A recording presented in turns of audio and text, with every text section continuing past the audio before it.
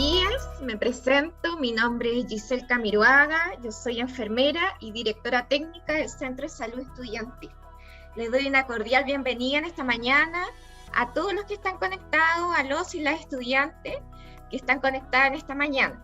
Bueno, estamos en esta semana de la Feria de Salud, donde hay hartas áreas de temas de interés para ustedes, y en esta mañana está el área de salud sexual y reproductiva, ya que se encuentra acá la señora Lucy Burgos, que ella es la coordinadora del área, junto a la señora Soledad Figueroa, ya que ahí la van a presentar. Y bueno, en esta exposición ustedes pueden hacer preguntas, consultas en el chat, ya. Recuerden que tenemos el correo de emergenciasalud@umce.cl si quieren solicitar atención en cualquiera de estas áreas, ¿ya? Así que los dejamos invitados en este taller, y recuerden que esta actividad es grabada para todos aquellos estudiantes que no pudieron asistir. Va a quedar en el canal de YouTube y en la página web también de la universidad. Así que una cordial bienvenida, y dejo en esta mañana a la señora Lucy Burgos. Hola, buenos días a todos los presentes, a todos y todas las presentes. Como Giselle decía, yo soy la coordinadora del programa de salud sexual y reproductiva. Les agradecemos de que puedan estar aquí presentes a pesar de todas las actividades que seguramente deben estar teniendo académicas. El objetivo principal de este taller es poder acercarlos a las actividades y las áreas a las que pueden acceder dentro del programa de salud sexual y reproductiva, especialmente en pandemia. Así ha sido con los alumnos y alumnas que nos conocen y que inicialmente en pandemia se acercaron a través del correo de emergencia, que es central, o al correo directo de nosotras. Y aquellos que no nos conocen mucho, bueno, que sepan cuáles son nuestras actividades que realizamos y cuáles han sido los principales desafíos en pandemia. Así que vamos a partir entonces la presentación, y como Giselle comentaba, es importante que puedan dejar sus preguntas en el chat para que finalmente, al final de cada una de las presentaciones, podamos entonces responder estas interrogantes. Hay dos partes en la presentación. La primera parte la voy a hacer yo, luego la señora Soledad Figueroa. Bien. Entonces, el taller de salud sexual y reproductiva, ¿cuáles han sido los desafíos en pandemia?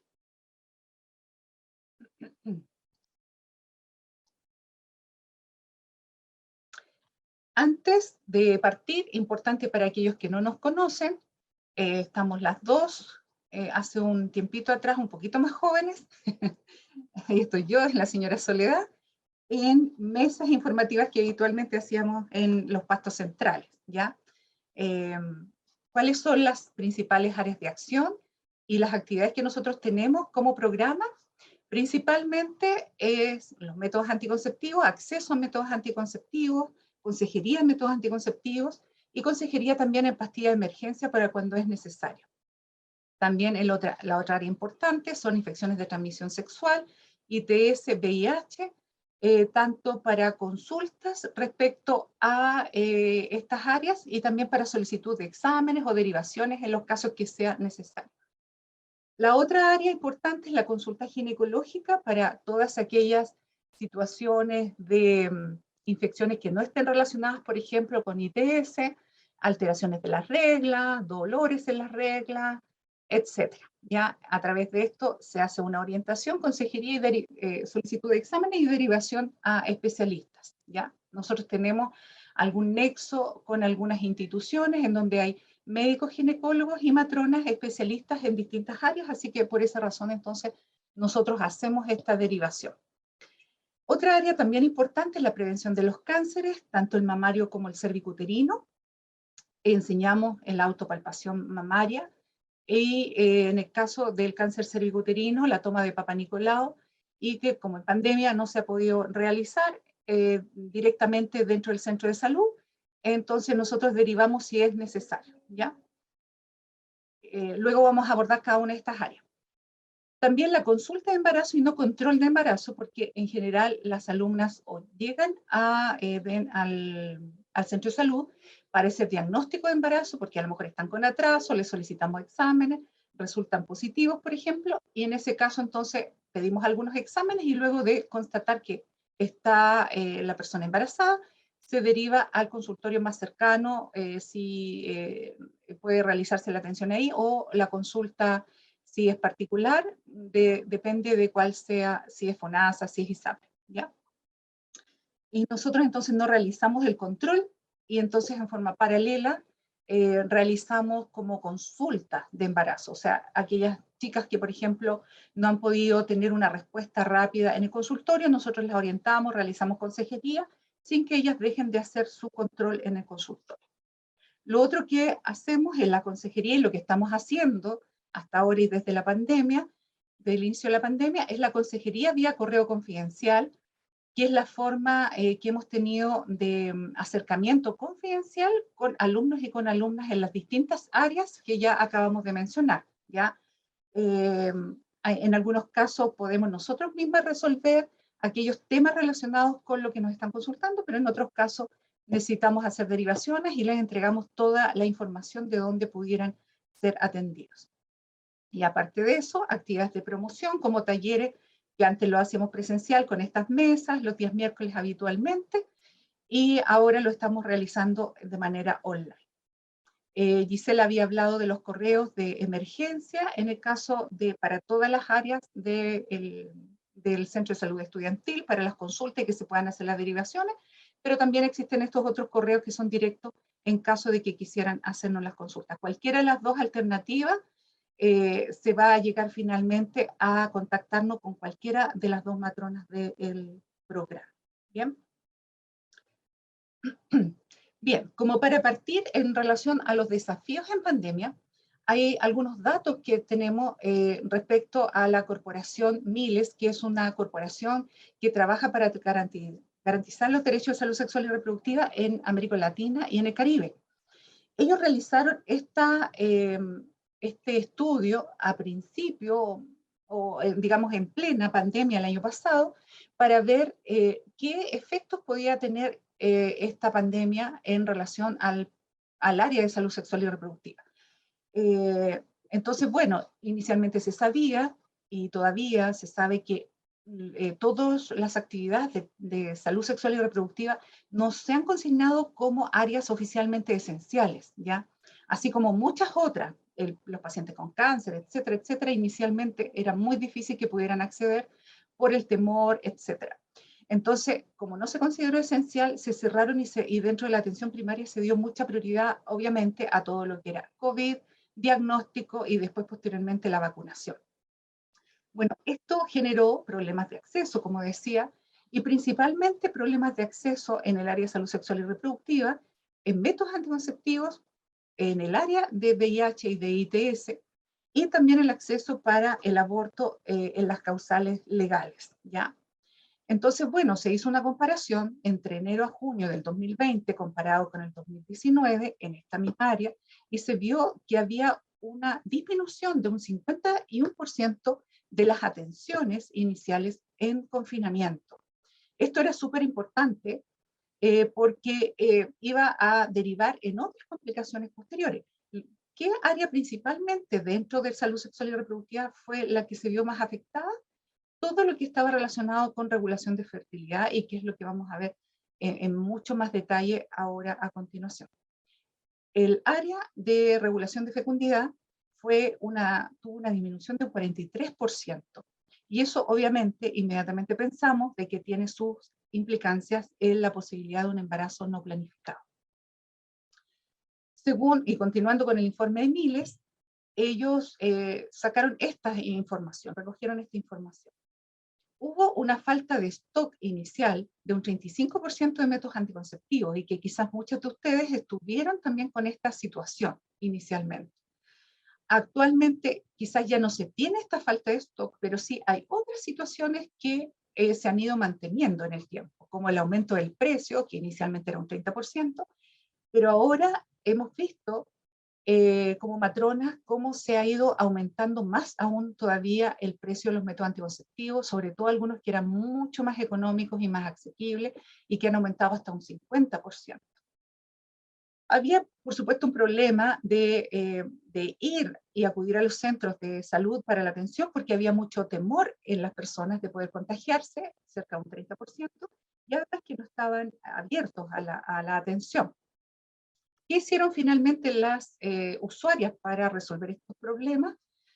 Un 52%, o sea, más de la mitad, no pudo finalmente acceder a los métodos anticonceptivos, ¿ya? Entonces hubo riesgo de un embarazo, salvo que tuvieran abstinencia o usaran preservativos, que a lo mejor había un poco más de acceso a los preservativos. Alrededor de un 20% fue a otro lugar, no el habitual, y que a lo mejor no tenían su ficha o iniciaron un método, etcétera, con todas las implicancias y angustias que eso significaba. Y una cifra cercana también al 20% aceptó otra marca o un medicamento alternativo, ¿ya? Y eso también tiene implicancias que lo vamos a ver a continuación, porque si bien es cierto, a lo mejor no estaba mi anticonceptivo, muchas de las usuarias dijeron, ah, bueno, tengo esta alternativa, que la consultaban directa en la farmacia o se la daban dentro de los consultorios, pero no había este resguardo al hacer el cambio de marca o el cambio de la fórmula del anticonceptivo que vamos a ver a continuación y que tiene su riesgo, si no se toman ciertas precauciones. Bien, entonces, ¿cuáles han sido los principales desafíos en pandemia en el área de salud sexual y reproductiva? Principalmente, ya decíamos, la anticoncepción. La consulta y control de VIH, aquellos pacientes que ya estaban en VIH y que no pudieron continuar a lo mejor con sus tratamientos. Las consultas de ITS, porque no había atención presencial para examinarlos, etc. También todo lo relacionado con los controles ginecológicos, los cánceres ginecológicos y también los controles de embarazo y atención del parto. Todos estos tenían problemas de acceso. Entonces vamos a ver, primero vamos a partir por el área de los métodos anticonceptivos. ¿Qué es lo que ha pasado? Las consecuencias del confinamiento, como un poco ya adelantábamos, hizo o provocó la suspensión de los métodos anticonceptivos, ya sea por un tema de dinero, que era muy alto, que habían aumentado los valores, o porque había problemas de stock con el mismo anticonceptivo. Esto provocó ya sea un cambio en la fórmula, no tenían los mismos componentes, y cambiaron de combinados a progestágenos puros, o cambiaron dentro de los combinados a otras marcas u otros componentes. Cambiaron también la marca y también hubo problemas en la falla en la elaboración de los anticonceptivos, y hace poco aparece también en la prensa que hay fallas también en otro anticonceptivo, y eso genera mucha angustia a las mujeres porque no saben finalmente cómo tienen que hacer, si tienen un paquete de anticonceptivos que no viene como habitualmente viene, no tienen posibilidades a lo mejor de consultar rápidamente en cómo deben tomárselo, o simple y sencillamente vienen incompletos y por supuesto no se deberían consumir. Bien, y además hubo en un momento solicitud de recetas para los anticonceptivos, a pesar de que las pacientes ya estaban usando algún tipo de anticonceptivo y que nunca antes se había pedido la receta, se empezó a solicitar la receta. En algunos casos era solo de médico y después finalmente se logró a través de los distintos colegios profesionales que no se solicitara y no se exigiera la receta para optar a los anticonceptivos, poder comprarlos. ¿Bien? Entonces, importante y recordar que el uso de preservativo en todos los casos debe hacerse, ya sea de cambio o de suspensión, para, en el caso de no quedarse con los anticonceptivos, ya sea que ya quiero cambiarlo y quiero reiniciar, siempre usar preservativos o tener preservativos en el caso de que haya una falla en la elaboración de los anticonceptivos, tengamos que suspenderla por esta razón. Aquí están los contactos de los correos confidenciales nuestros, el mío y el de la señora Soledad, fácil de recordar, matronaumce@gmail y matronaumce2@gmail.com. Y el correo general, como decía Giselle, emergenciasalud@unce.cl, que es el central de todos los correos y de ahí se derivan a las distintas áreas del Centro de Salud Estudiantil. Bien, ¿cómo entonces evitar el riesgo de embarazo al reiniciar un anticonceptivo luego de un cambio o suspensión? Que eso es lo más importante, porque las que están presentes a lo mejor habrán tenido a lo mejor algún problema respecto a a que tuvieron que cambiar, lo tuvieron que suspender, y a pesar de ser el mismo, ¿cómo tengo que hacerlo? Lo tengo que tomar igual, tengo que esperar, tengo que tener abstinencia, etcétera. Entonces lo importante es recordar que ya sea que hacemos un cambio o lo suspendemos y reiniciamos, siempre se deben tener las mismas precauciones generales de cuando estábamos tomando por primera vez estos anticonceptivos. ¿Cuáles son estas precauciones? Abstinencia o uso de preservativas por 2 semanas, que es el tiempo necesario y mínimo como para que el anticonceptivo nuevo, o que si ya habíamos dejado de tomar anticonceptivo, al retomarlo, tengamos una tasa permanente de hormonas en el cuerpo que evite una ovulación. Y lo otro también importante es que después de haber suspendido el anticonceptivo o cambiar un anticonceptivo, es importante saber que no hay embarazo en este periodo de suspensión. Entonces es importante, se puede tomar solicitar exámenes de sangre o de orina para estar bien seguras que en este periodo no hubo posibilidad de embarazo, sobre todo si a lo mejor no se usó preservativo en este periodo, ¿ya? Lo importante es recordar siempre que está el correo confidencial, ya sea el central o el directo nuestro, para recibir consejería de cualquier pregunta que tengan, la más mínima, no la consideren como poco importante. Nosotros vamos a responder todas sus dudas. Eso tienen que tenerlo presente. Con respecto también al correo confidencial y la consejería en salud sexual y reproductiva que estamos realizando durante toda la pandemia y que vamos a seguir realizando mientras no volvamos a lo presencial, tienen varias ventajas. No solamente darle una orientación, sino que hay otros beneficios, porque en lo presencial había beneficios, sobre todo de laboratorios, por ejemplo, algunos descuentos. Esto todavía se puede mantener si ustedes acceden a través del correo. Nosotros les damos las indicaciones y cómo tienen que hacer, ¿verdad? Entonces, los beneficios son acceso al descuento de algunos laboratorios. Puede ser en algunos casos hasta un 30%, hay algunos que están aumentando el porcentaje muy bueno para las pacientes, porque como ha aumentado tanto el precio, entonces han aumentado también el beneficio, el porcentaje de beneficio. Consejería para inicio de método anticonceptivo. En algunos casos hay algunas pacientes que no han iniciado todavía un método anticonceptivo, entonces pueden iniciar a través de la consejería que pueden recibir a través del correo. Lo mismo el cambio de la fórmula o de la marca bajo consejería, y realizar esta como abstinencia, darle la indicación de la abstinencia en el periodo de cambio o de cambio de marca o de cambio de la fórmula. Importante también derivación a centros especializados para acceso a otros métodos, si fuera necesario, porque, por ejemplo, hay algunas pacientes que quisieran iniciar un método de un implante subdérmico, por ejemplo, y a través del correo no lo podríamos hacer, tampoco presencialmente lo hacíamos, pero sí tenemos datos de dónde pudieran ustedes acceder a este método, que es un método que, que tiene un uso mucho más largo, tiene también algunos inconvenientes, pero también tiene algunos beneficios. Entonces, en algunos casos, algunas pacientes deciden usar este método de implante subdérmico, y entonces nosotros lo derivamos donde lo están realizando también presencialmente. Y por supuesto, la solicitud de exámenes relacionados al método anticonceptivo. ¿Ya? Existen también beneficios en las otras áreas: ginecología, VIH, ITS, embarazo. Recuerden que no es control, sino que es consulta, y prevención de cánceres. ¿Bien? Continuamos. Con respecto a el área también de métodos anticonceptivos, hubo problemas también de acceso a la pastilla de emergencia, ¿ya? Y a aquellos que no sepan, por ejemplo, cómo actúa la pastilla de emergencia, todavía en algunos casos se piensa que la pastilla es abortiva, y en realidad no es así, porque actúa siempre y cuando no haya existido ovulación. Y si ha habido ya ovulación, se tiene el mismo riesgo que una persona que nunca ha usado un método anticonceptivo, y que es cerca de un 20% de riesgo de embarazo, ¿ya? Disculpen, un 80% de riesgo de embarazo, ¿ya? Entonces, es importante que se sepa que no es abortivo, porque en muchos casos se piensa que el usar la pastilla de emergencia significaría que yo resuelvo el problema y no me voy a quedar embarazada nunca. Y no es así. Entonces, por y quise como hablarlo dentro de esta charla.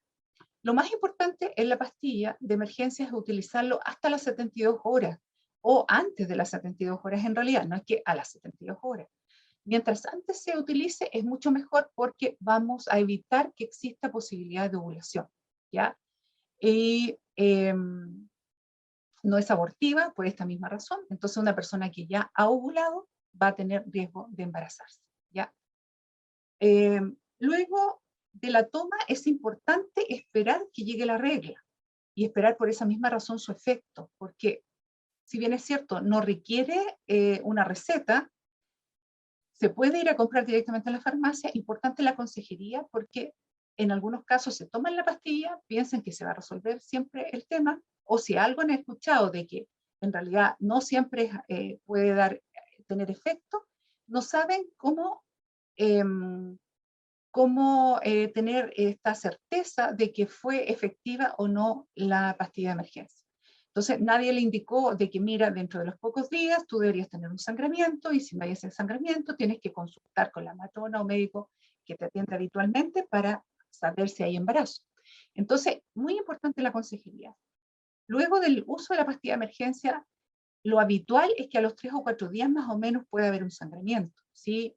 Fue efectiva, y si fue efectiva significa que no había habido ovulación, por lo tanto se produjo esta descamación del endometrio y por esa razón entonces no hay riesgo de embarazo. Y si no ha habido dentro de los 3 o 4 días, también podemos esperar 7 días y dentro de eso es lo más habitual. Ahora hay unas pocas pacientes que puede llegarle hasta los 10 días, pero por eso es importante la consejería. Más de eso, por lo general, pudiéramos pensar que la pastilla no tuvo el efecto que se esperaba. El método original es el método de la progestina, que es solamente el levonorgestrel. Aquí yo hago un poco de, no propaganda a la pastilla, pero sí saber de que existe una sola dosis y que es lo que nosotros habitualmente tratamos de propiciar este uso. ¿Por qué? Porque como es una alta cantidad de hormona, hay mucha tendencia a tener vómitos. Entonces, si damos 2 pastillas, a pesar de que va a ser una dosis un poco menor cada una de las pastillas, igual es una cantidad alta. En algunos casos la segunda dosis puede haber vómito y es como si no se hubiera tomado y hay que repetir nuevamente la toma. ¿Ya? Entonces, idealmente mejor una sola toma, siempre con el estómago lleno para evitar sensación de náusea o tener vómito. Y si ha habido vómitos, pero estos han sido después de las 2 horas, no hay problema porque ya se absorbió y hay efecto de esta pastilla. Si hubo vómitos antes de las 2 horas, entonces en este caso hay que repetir el uso de la pastilla de emergencia. Y hay otro método que es el que en el caso que no se pueda encontrar la progestina o no se puede encontrar la pastilla de emergencia, se puede usar una alternativa que es el método Yuspe, que son como los anticonceptivos que tienen estos componentes, no otros componentes dentro de los estradiol en este porcentaje, en esta cantidad, y el levonorgestrel. Si hay esta cantidad en las pastillas anticonceptivas, lo que debe hacerse es tomarse 4 pastillas y luego después de las 12 horas tomar otras 4. Este de todas maneras es un caso de mucha emergencia en que no se pueda acceder a la original, pero tiene más riesgo de vómitos, porque tiene no solamente levonorgestrel, sino que tiene etinilestradiol también, y esto puede generar aumento en algunos casos la presión, dolor de cabeza, otros efectos, así que no es lo que más nosotros vamos a indicar, sino que vamos a indicar lo oficial, ¿ya? Recuerden contactarse con el correo confidencial si fuera necesario.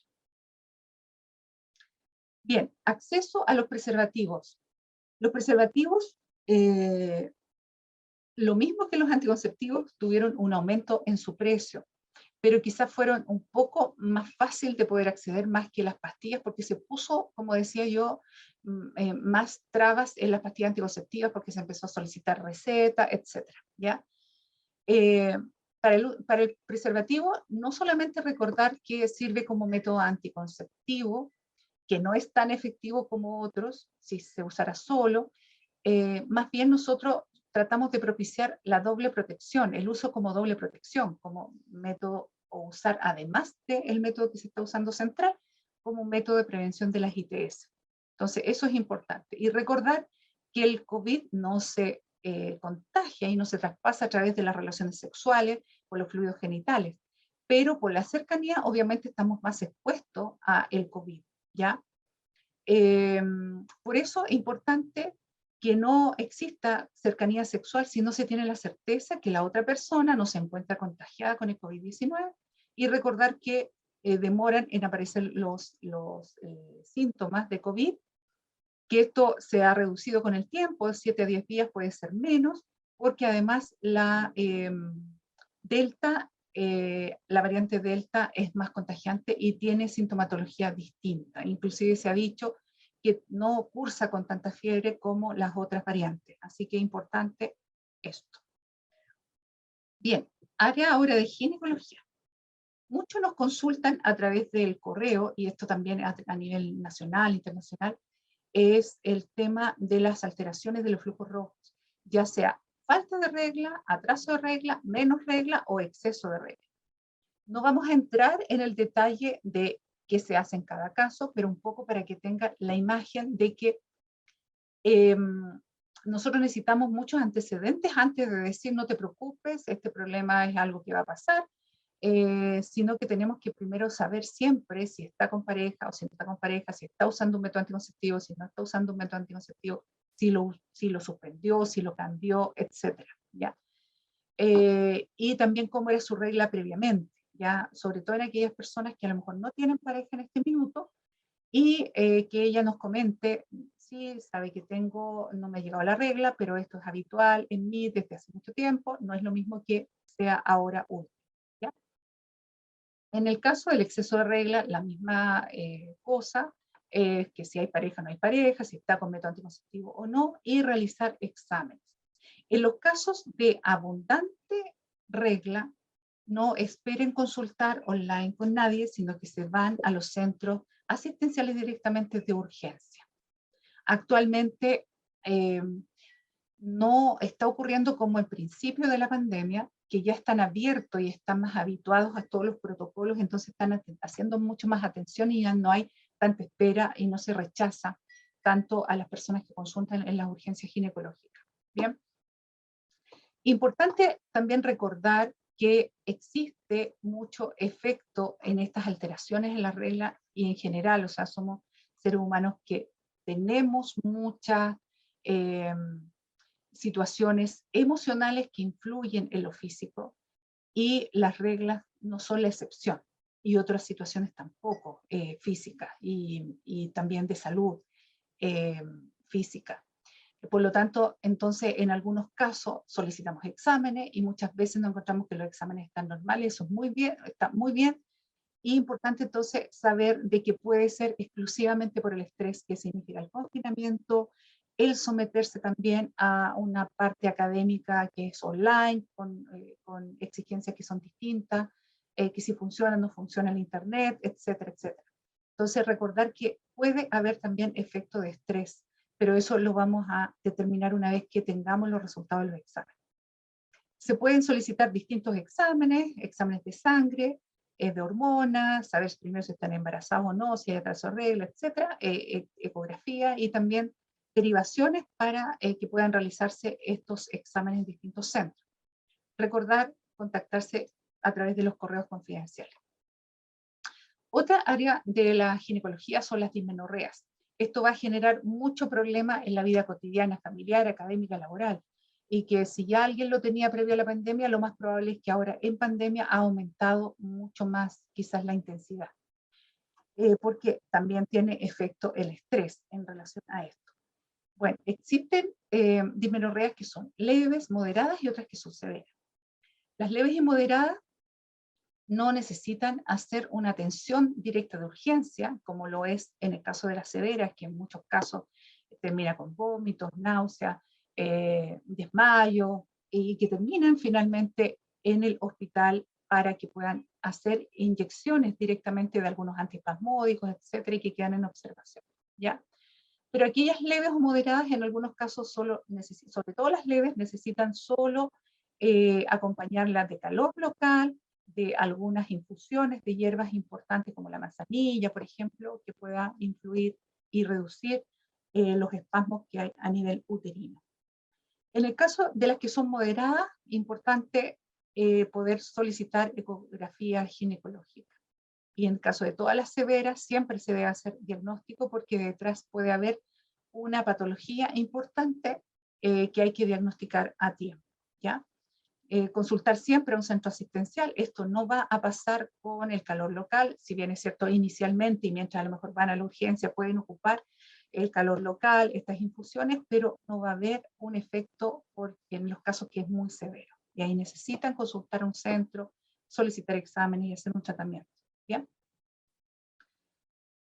También en el área ahora del área ginecológica, pero específicamente la prevención de los cánceres ginecológicos, también se ha visto afectado, quizás no en ustedes que son bastante más jovencitas, pero en personas que ya están diagnosticadas de cánceres, ha sido muy difícil por el acceso a los centros. Ahora último han tenido, por supuesto, mucho más protocolos, pero hay muchas listas de espera también por lo que hubo en la primera etapa del confinamiento por el COVID. Pero en el caso de ustedes que son más jóvenes, importante que también sepan de que existe el riesgo, menor, pero existe el riesgo, en el cáncer mamario, que quizás este sí puede ser independiente de la edad, puede estar presente, pero lo importante en este caso es que no necesitan de ir a un centro asistencial. Sí necesitan saber y realizarse cómo, o sea, necesitan saber cómo realizarse el autoexamen mamario, poder detectar ciertos nódulos que puedan haber a nivel de la glándula mamaria o a nivel axilar, por ejemplo, y que se puedan solicitar exámenes en caso de encontrarse estos hallazgos, o en algún caso, si tienen ya antecedentes de cáncer mamario familiar, solicitar con anticipación ecografía mamaria o mamografía, según cuál sea el caso, ¿ya? Pero, como les decía, ustedes pueden realizarlo directamente en su casa, el autoexamen mamario. Y si necesitan recordar cómo hacerlo, nos pueden escribir al correo o a nosotros al confidencial o al central para que nosotros podamos enviarle, tenemos hecho unos tips de cómo realizarse el autoexamen mamario, entonces que puedan ustedes realizarlo si no recuerdan cada una de estas etapas. Y en relación al cáncer cervicuterino, bueno, la toma de PAP obviamente no se puede realizar en forma virtual, sino que tiene que hacerse en forma presencial. Ya se están abriendo muchos centros, pero también hay atochamiento en cuanto a la toma, para la toma de los exámenes.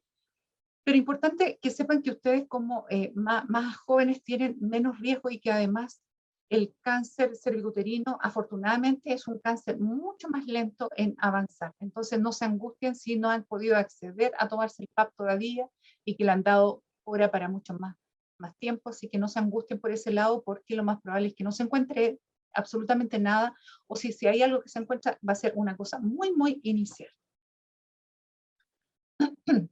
Continuamos. Otra cosa en relación a la toma de Papa Nicolau. El Papa Nicolau no se toma primero a las pacientes que no han iniciado vida sexual. Y ya si han iniciado vida sexual, tampoco se toma inmediatamente. Se toma, por lo menos nosotros el protocolo que tenemos es de la toma cuando se ha completado un año desde que se inició la vida sexual. De ahí en adelante. Debería ser una vez al año, una vez cada 3 años. Dentro del consultorio se está estipulado de esa manera, según los resultados de los exámenes. Si ha habido suficiente muestra en la toma del examen y está normal, se toma cada 3 años. Si no hubo suficiente muestra en la toma y está normal ese examen, se hace al año. ¿Ya? Bien, seguimos. Bien, frente a la sospecha de la ITS o VIH, la señora Soledad va a hablar sobre ese tema más adelante, y sí recordar que también existe baja en las defensas y que por esta razón pueden haber algunas molestias, que la señora Soledad después va a hablar sobre esto, pero no necesariamente las molestias van a significar una ITS o VIH, o va a significar una infección. En algunos casos puede haber irritación solamente, y por eso es importante la consejería y que se puedan contactar a través del correo. Seguimos al área obstétrica, que si bien es cierto, ya les decíamos que nosotros no realizamos el control, pero sí hacemos consulta y acompañamos a las pacientes en las consultas que pueden tener respecto a su embarazo, si es que no la han podido entender todavía.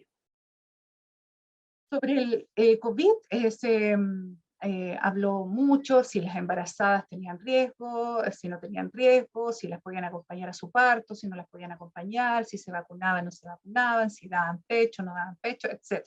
Ahora se tiene mucho más información respecto a esto. Recordar que, bueno, si ustedes no están embarazadas, pero si una amiga, etcétera, está embarazada, seguir con las indicaciones y el control con su matrona o con su médico tratante y seguir todas las indicaciones generales. Lo mismo como en todos los casos, tratar de disminuir todos los temores y el estrés, tratar de estar muy tranquila, tratar de buscar la forma de bajar todos los niveles de estrés, y esto no solamente para las embarazadas, pero más para ellas, por supuesto, que están mucho más angustiadas por ellas y por su guagüita. Todo lo que nos ayude a bajar el nivel de estrés en el confinamiento va a ayudar a que estemos mejor enfrentando y tengamos mejores defensas y enfrentemos mucho mejor cualquier patología que pudiéramos estar teniendo o que se pudiera presentar. Sí, se había dicho mucho que las personas con COVID no podían estar acompañadas en el parto, que no podían amamantar, etcétera, pero ahora ya existe mucho más claridad sobre esto y existen algunas recomendaciones internacionales sobre poder amamantar. Ellas están en su derecho, no se traspasa el COVID a través de la leche, pero sí a través de las vías respiratorias. Por lo tanto, hay que hacer lo mismo que en todos los casos, mantener el uso de la mascarilla, el lavado de manos, etcétera, etcétera. ¿Ya? Sí pueden entrar acompañadas al parto las embarazadas, porque antes se pensaba que no, que tenían que estar solas, si eran COVID positivas, se tienen que sí tomar todas las precauciones. Y obviamente una persona, si tuviera COVID y si estuviera sola, aumenta las angustias, puede aumentar mucho más el periodo expulsivo. Entonces, el ideal es que en este momento del parto esté acompañada para que se pueda producir un expulsivo mucho más rápido, más tranquilo, estando con alguien que les dé mucho más calma. Decíamos que es importante el contacto temprano con, con su mamá cuando, en el momento del parto, el recién nacido, porque eso también no se sabía si se podía tener contacto directamente, si la paciente era COVID positivo. Ahora ya se sabe que sí, tomando todas las precauciones, y mientras antes también se inicie el amamantamiento mucho mejor. Con relación ahora a la vacunación del COVID-19 en Chile, la indicación es a todas las embarazadas de 16 semanas o más, pero sí tienen que tener un formulario de solicitud de vacunación que esté lleno por el médico. Ahora último, porque seguramente hay muy poco acceso a médicos para que den esta orden, también se está actuando como para que las matronas tratantes de esa embarazada puedan realizar. Pero inicialmente era exclusivo para médicos. Y están usando el esquema Pfizer. Importante, y esto que no se sabía, y ahora ya se tiene los resultados, es que la vacuna no solamente protege a la madre, sino que protege al recién nacido a través de la lactancia materna. Eso sí se sabe. Entonces, que estos anticuerpos que ha generado la embarazada al usar la vacuna puede ser traspasado a través de la leche y por lo tanto hay una mayor protección a través de la lactancia y por esa razón además es mucho mejor y se tiene que estimular la lactancia materna en lugar de decir que no se puede dar leche por el COVID. Bien, les recuerdo entonces el contacto vía correo confidencial, porque a través del correo confidencial podemos hacer orientación en las distintas áreas.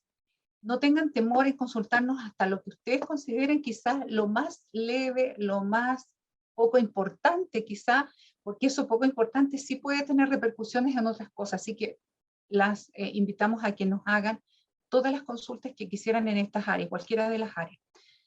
Se pueden enviar recetas, se pueden enviar exámenes, después hacemos entonces la evaluación de estos exámenes y hacemos la derivación. Podemos renovar o podemos iniciar los beneficios de descuento de los anticonceptivos de algunos laboratorios. Entregamos direcciones de centros de atención y de laboratorios para que puedan tomarse exámenes, por ejemplo, si es necesario, o puedan acudir para atenderse en forma presencial. Y recuerden que es una forma de comunicación directa y confidencial. Están estos dos correos. Lo importante es que nos envíen a uno de los dos correos y no a los dos. Nosotros le vamos a dar respuesta. que no nos envíen a los dos porque vamos a estar dando respuestas simultáneas y se puede disminuir la posibilidad de acceso del correo a otra persona. Entonces, cualquiera de las dos, pero siempre sea uno de los dos correos. Y también lo otro importante es que la señora Soledad no tiene acceso a mi correo, ni yo tengo acceso a su correo, por lo tanto, vuelvo a repetir que es directo y es confidencial. Bien, después, además sí tenemos que dejar escrito en la ficha para tener nosotros como el seguimiento de los casos, pero lo hacemos también en una ficha y resguardamos también esa información y lo dejamos en forma confidencial, por si acaso. Eso es todo, muchas gracias. Y nuevamente le doy las gracias por participar en este taller, y a continuación viene la señora Soledad, pero antes me gustaría saber si hay alguna consulta entre los asistentes.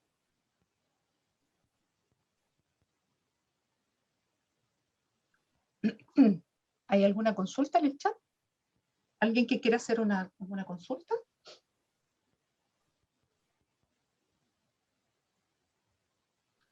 No, parece que no hay consultas en este minuto. No. Bueno, si más adelante aparece alguna consulta, nos lo hacen saber a través del chat. ¿Ya? Ahora entonces, la señora Soledad va a hacer su presentación. Gracias.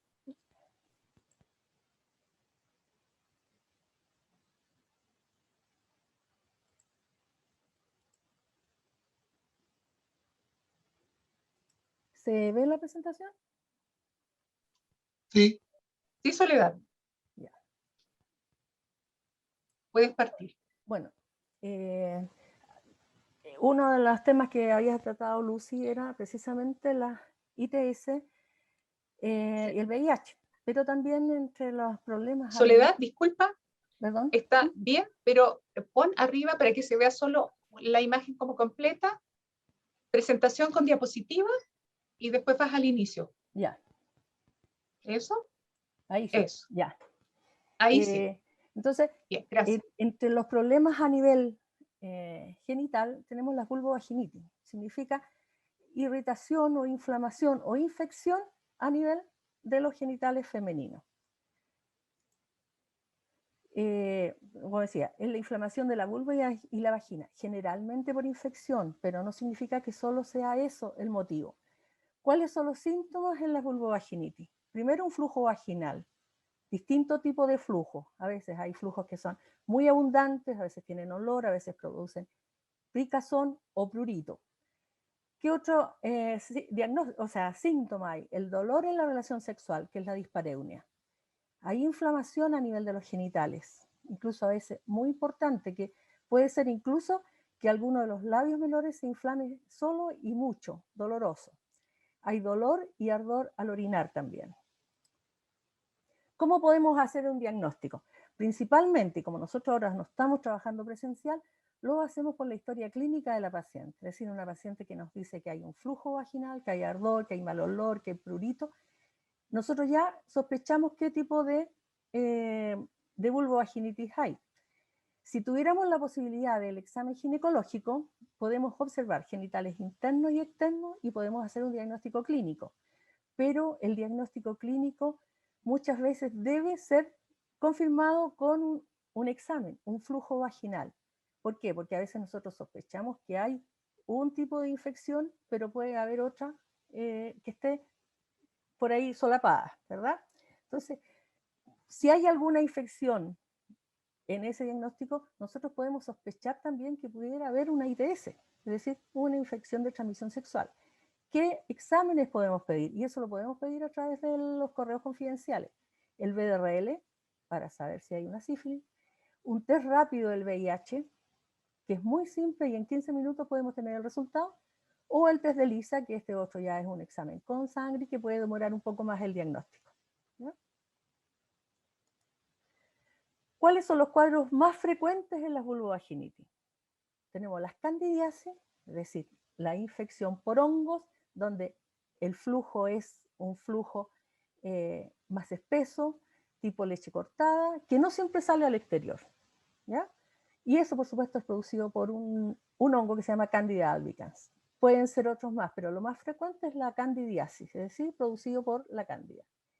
Otro flujo que generalmente consulta, porque es un flujo muy abundante, muy molesto, es de la tricomoniasis, que no es un hongo, por lo tanto, también hay que pensar que son diferentes microorganismos, los tratamientos también son diferentes. ¿Ya? Y lo otro que podemos tener, perdón, es, me fui para el otro lado, la vaginosis bacteriana.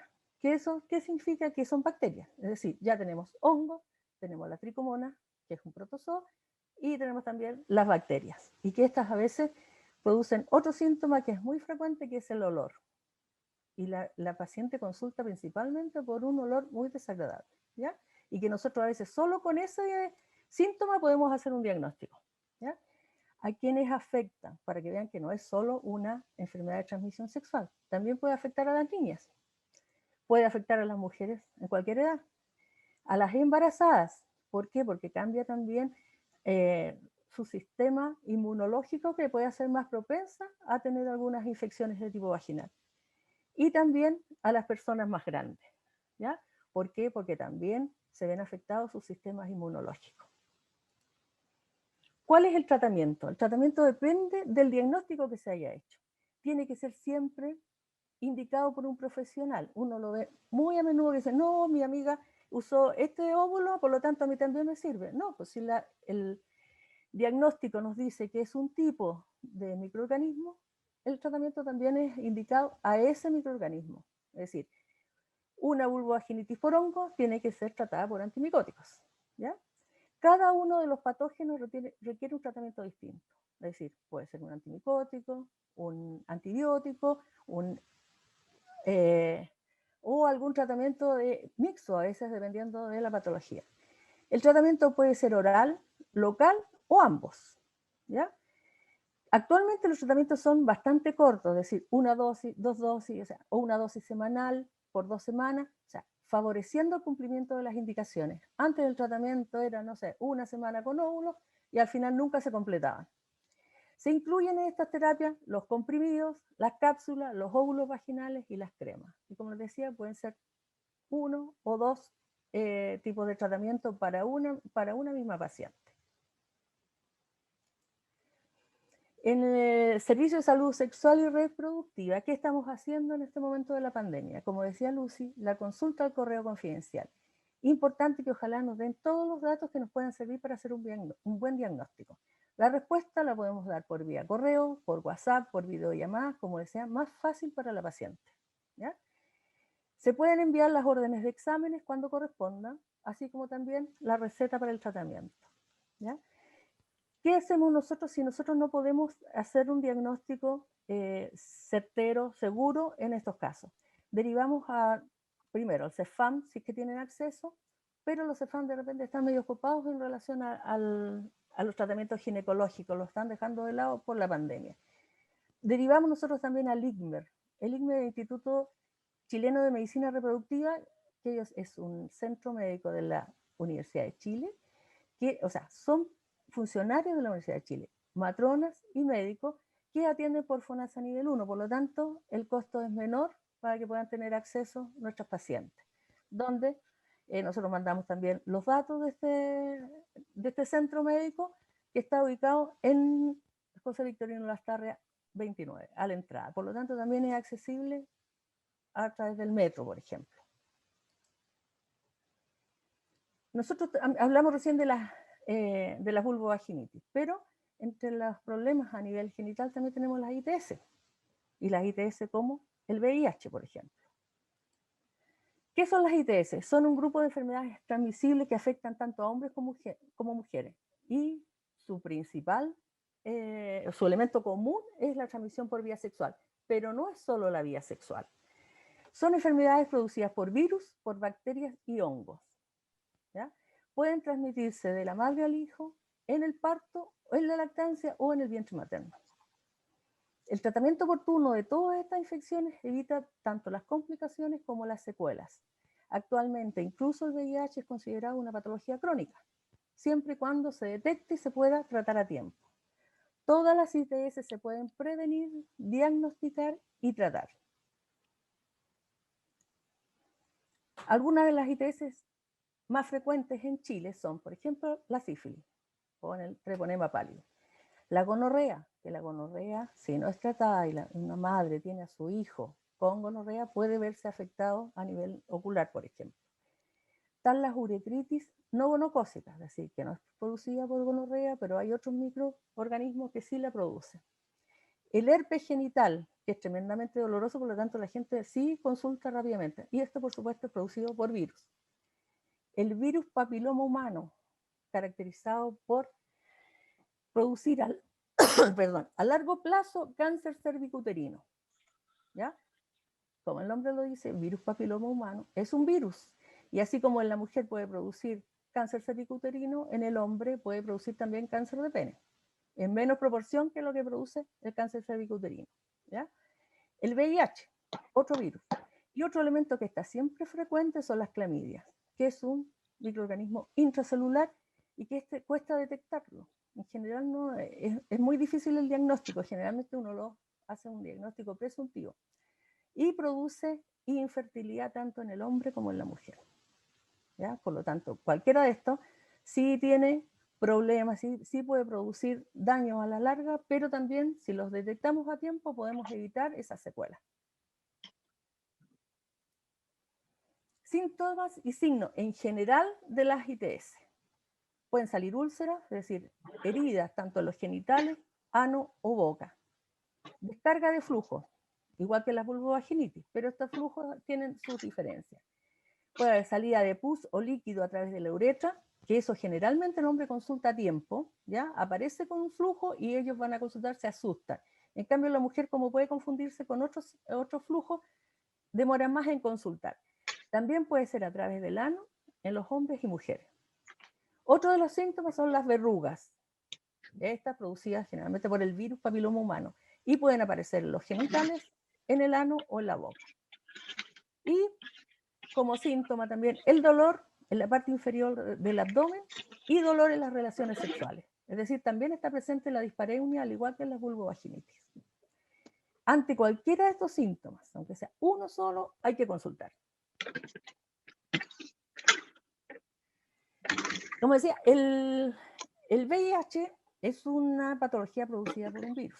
Este virus se transmite por vía sexual, por vía sanguínea o vertical, es decir, en la embarazada que vive con VIH a sus hijos durante el embarazo, durante el parto o la lactancia. Por lo tanto, cuando una mujer ha sido detectada con VIH, se trata de evitar estas situaciones, que lo transmita al recién nacido durante la gestación, durante el parto o la lactancia. Y por eso una mujer con VIH positivo no puede amamantar a sus hijos.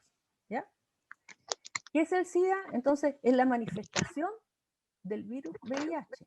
Es decir, el virus infecta a la persona y durante un tiempo permanece como escondido mientras se está multiplicando, porque está todo nuestro sistema inmune no lo detecta. Por lo tanto, puede pasar escondido mientras se reproduce, mientras utiliza todos los mecanismos de las otras células para reproducirse. ¿Ya? Es una enfermedad adquirida y que va deteriorando este sistema inmunológico porque ese es el que va ocupando para poder reproducirse. Esto hace que todo el sistema inmune deteriorado, el paciente después pueda empezar a adquirir otras patologías y que son a veces características del paciente que tiene VIH. ¿Ya? Es decir, patologías que no se presentan en una persona con un sistema inmunológico normal.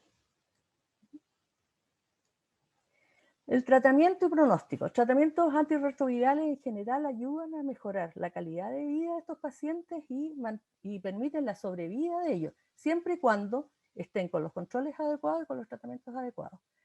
En Chile, todos los tratamientos antirretrovirales están incluidos en la garantía GES. Por lo tanto, todos estos pacientes tienen la posibilidad de controlarse y atenderse. ¿Ya? Y eso lo permite que esta patología sea considerada ya una patología crónica. El diagnóstico del VIH se hace con el test de ELISA. Como decía, esta es una muestra de sangre más importante que permite detectar el virus una vez que ya ha salido al exterior, es decir, cuando ya se ha reproducido y ya está en total cantidad que no se puede frenar, o sea, se puede mantener nomás. Y lo otro, el test rápido del VIH, que nosotros lo hemos hecho en algunas oportunidades en la misma universidad, y que en 15 minutos ustedes pueden tener ya el resultado de este VIH. Y la buena noticia es que cuando lo hemos tomado mucha cantidad y hasta el momento nos han salido todos negativos. ¿Cómo se previenen? Al igual que la vulvovaginitis, la prevención tiene relación directa con las conductas sexuales, ¿ya?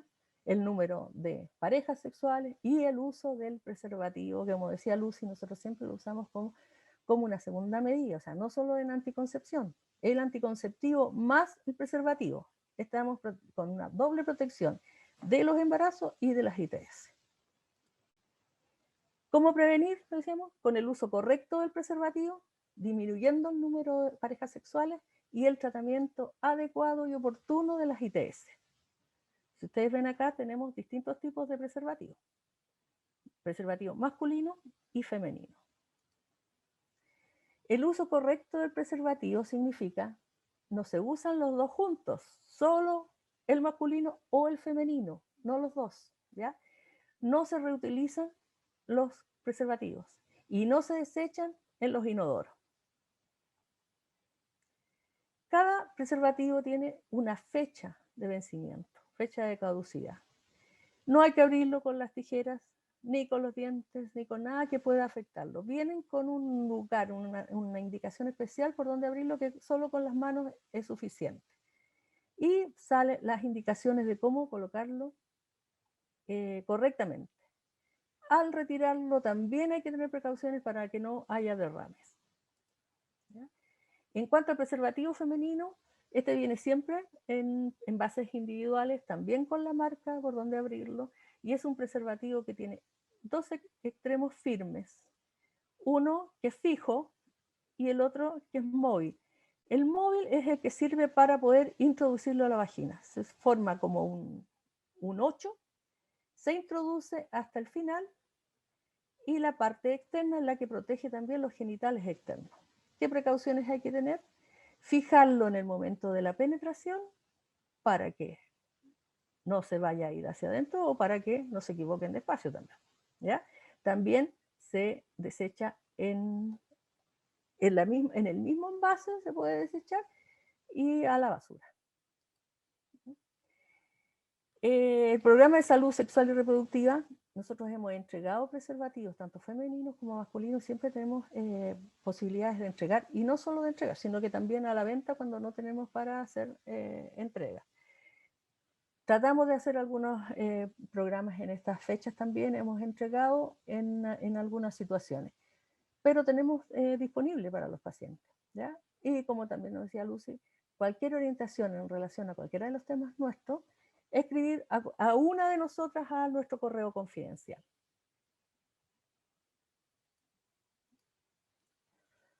Eso sería por mi parte. ¿Hay alguna consulta?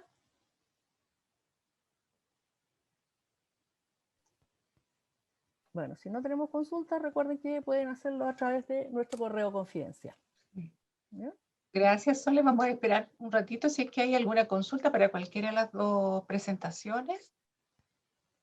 Y agradecer también, estoy viendo que hay varios funcionarios que están acompañándonos también. Sí. ¿Alguna consulta? ¿O quedó muy claro o no se entendió mucho? Yo creo que estuvo muy claro, señora Lucy, muy clarito. Bien, parece que no hay preguntas.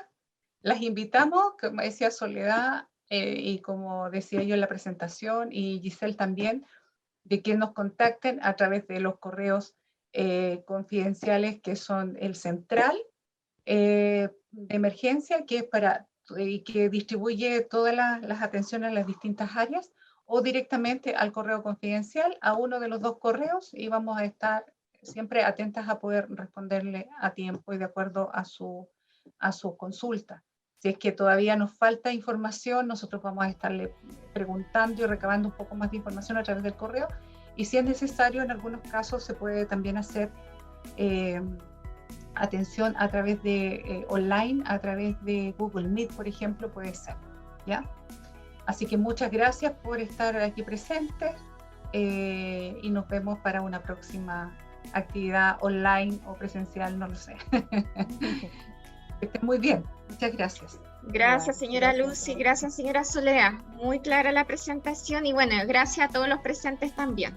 Así que ya saben, cualquier duda, consulta, están los correos o el correo central del Centro de Salud Estudiantil. Así que muchas gracias. Que estén muy bien, a seguir cuidándose. Chao, gracias.